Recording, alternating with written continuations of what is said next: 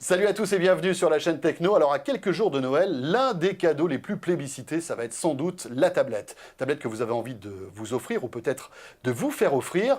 Comment choisir sa tablette? C'est vrai qu'il y a une véritable jungle. On va essayer de vous aider tout de suite.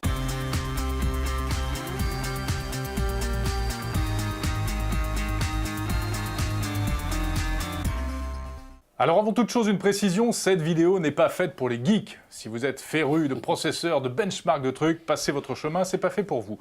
En revanche, si vous cherchez quelle tablette offrir à votre maman, à votre fils, à votre papa, on va essayer de vous éclaircir de manière très simple. Alors on va commencer par la taille de l'écran de cette tablette. C'est vrai qu'aujourd'hui, là encore c'est un peu compliqué, on a du 7 pouces, on a du 10 pouces, il y a même des tablettes qui sont un petit peu plus grandes, mais là on va se focaliser quand même sur le gros du marché, les 7 et 10. Oui, parce qu'en fait, c'est ça, il y a deux formats, les petites et ce qu'on appelle les grandes. Bon, ben, l'avantage de la petite, c'est facile à comprendre. C'est qu'elle est petite. C'est qu'elle est petite, effectivement. Donc, jusque-là, j'imagine qu'on vous aide beaucoup dans votre choix. Voilà, dans votre choix. Oui. Non, mais elle est légère, elle est facile à transporter, à mettre dans un sac de filles. C'est la tablette pour aller dehors. Et puis, la 10 pouces, ben, c'est peut-être un peu plus la tablette d'intérieur qu'on utilise sur le canapé, à la maison, etc. Oui, parce qu'elle est plus lourde aussi, cette tablette de 10 pouces. Et mine de rien, quand on se trimballe avec un sac chargé de tablettes, ça commence à être un peu lourd, tout ça. Autre chose concernant l'écran, eh bien, c'est la résolution, c'est la qualité de l'écran. Alors même si toutes les tablettes sur le marché aujourd'hui peuvent permettre de surfer sur Internet, de regarder des documents avec un bon confort, il y en a qui sont meilleurs que d'autres. Et oui, et notamment deux modèles qu'on a sélectionnés pour vous qui ont sans doute la meilleure résolution du moment. Premièrement, la Nexus 10 qui a une résolution de 2560 par 1600 pixels. Alors ça veut rien dire comme ça, mais tout simplement pour vous dire qu'on dépasse en fait la haute définition, en tout cas pour ce modèle. Et puis l'iPad 4 qui lui a un écran Retina de 2048 par 1356 pixels. Et alors l'avantage d'un écran de belle qualité, eh bien contrairement à ce qu'on pourrait penser, c'est pas tant pour les photos, pour la vidéo, même si ça a son importance, c'est vrai, mais c'est surtout pour la lecture de texte. Quand on est sur Internet et qu'on lit des pages de texte ou quand on lit un livre, puisque ce sont également des liseuses, les tablettes, c'est très agréable d'avoir une haute définition d'écran. Autre choix déterminant lorsque vous vous apprêtez à acheter une tablette, eh bien, c'est le logiciel qui est à l'intérieur, le système d'exploitation comme on dit. Et aujourd'hui, Jérôme, il y a plusieurs choix possibles.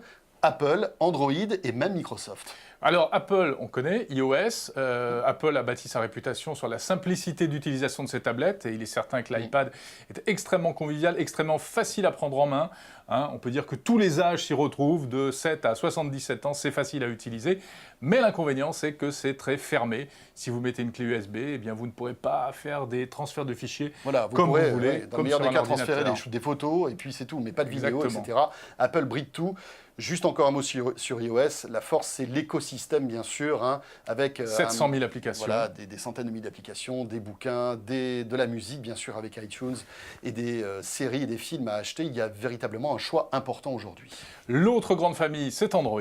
Alors Android, beaucoup plus ouvert, un peu moins simple à prendre en main, il faut bien le dire, pour des personnes qui sont un petit peu moins versées dans l'informatique pure et dure, mais beaucoup plus personnalisable. Vous pouvez faire à peu près tout ce que vous voulez et vous pouvez transférer les fichiers comme vous voulez. Là encore, Google a fait d'énormes progrès. Tout à l'heure, on parlait justement de la richesse d'Apple. Eh bien, aujourd'hui, Google Play vous permet de retrouver énormément d'applications à télécharger, beaucoup de jeux, beaucoup de bouquins, de la musique et des films. Voilà, Android est en train de rattraper son retard sur iOS. Voilà, presque autant d'applications d'ailleurs que dans le monde Apple aujourd'hui sur Android. Vous avez également les tablettes Amazon. Alors ça, ce sont un petit peu des ovnis, des cas particuliers, parce que ce sont des tablettes sous Android, mais une version d'Android un peu bridée et complètement orientée vers la consommation de contenu que l'on achète sur Amazon.com. Et puis le petit dernier qui arrive sur tablette, c'est Microsoft avec Windows 8, avec notamment la version RT de Windows, qui est une version allégée. Alors là, encore une fois, on retrouve à peu près l'univers de Microsoft. S'il vous est familier, vous ne serez pas, on va dire, perturbé. Mais aujourd'hui, le point faible, c'est quand même le manque d'applications. Voilà, le manque d'applications et puis l'impossibilité de télécharger directement des programmes, comme on a l'habitude de le faire avec Windows. Vous êtes obligé de passer par le store de Windows pour télécharger des programmes. Alors, au moment de choisir une tablette, la taille mémoire, vous allez voir, il y a plusieurs possibilités, 16 Go, 32 Go, 64 Go. Soyons clairs, il vaut mieux, dans la mesure de vos possibilités financières, toujours prendre le plus de mémoire possible. Oui, alors là, le problème, c'est que dès qu'on attaque des tablettes avec beaucoup de mémoire, elles coûtent très très cher, Ouais. hein, on en parlera tout à l'heure, mais les prix s'envolent. Mais il est vrai que si vous pensez pouvoir regarder beaucoup de films sur votre tablette, le film, ça prend énormément de place. Si vous stockez beaucoup de photos, Beaucoup de photos beaucoup de également. musique... Même les applications, il y a beaucoup d'applications qui créent du contenu. Tout à fait, tout à fait. Donc effectivement, dans la mesure du possible, si vous pouvez casser la tirelire, eh bien cassez-la et prenez un modèle avec beaucoup de mémoire. Alors le top du top, 64 Go, 32 Go c'est bien aussi, 16 Go, attention, là vous risquez vraiment d'être limité. Et puis on trouve même encore aujourd'hui des tablettes 8 Go, et là soyons clairs, on vous les déconseille. Sauf que François, il y a un petit bémol, c'est que de plus en plus les tablettes sont connectées au cloud, au nuage, et c'est vrai que c'est la tendance de mettre le contenu non pas sur la tablette, mais dans des serveurs distants, et dans ce cas-là, effectivement, la mémoire se justifie moins. Oui, mais est-ce qu'on est tout le temps connecté? Après, c'est toujours le même problème. Si vous êtes à la campagne et que vous voulez récupérer les photos de vos vacances d'été et qu'elles sont sur le cloud et que vous n'avez pas de connexion, vous serez bien content de les avoir préchargées sur la mémoire interne de votre appareil. Enfin, c'est toujours le même débat. Autre élément qui conditionne le prix, une tablette 3G ou pas 3G, puisqu'elles ne le sont pas toutes. Et bien là, ça va vous permettre quoi, une tablette 3G? De vous connecter à Internet lorsqu'il n'y a pas de Wi-Fi, lorsque vous êtes loin de chez vous, mais il faudra payer un abonnement 3G. Et voilà, un abonnement 3G, alors même si les prix ont baissé, hein, on le voit, est-ce que véritablement il faut payer plus cher? Parce que c'est ça aussi le problème, c'est qu'aujourd'hui, si vous achetez... l'abonnement plus la tablette qui est plus chère à l'achat. C'est une option qui, en général, coûte souvent une centaine d'euros supplémentaires. Donc, est-ce qu'on a besoin forcément de ce module 3G, sachant que la plupart du temps, nous avons déjà ou du Wi-Fi un peu partout, et puis surtout des smartphones qui permettent de se transformer très facilement en hotspot Wi-Fi.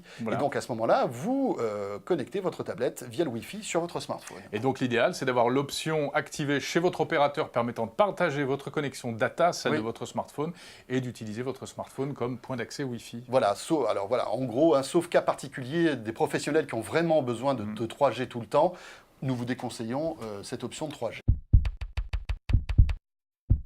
Bon, ensuite, les performances techniques de la tablette. C'est vrai que c'est un petit peu comme un ordinateur, on commence à savoir, à s'intéresser à la performance du processeur, faut-il une carte graphique, quel type de carte graphique, etc. Oui, non, à quoi ça sert?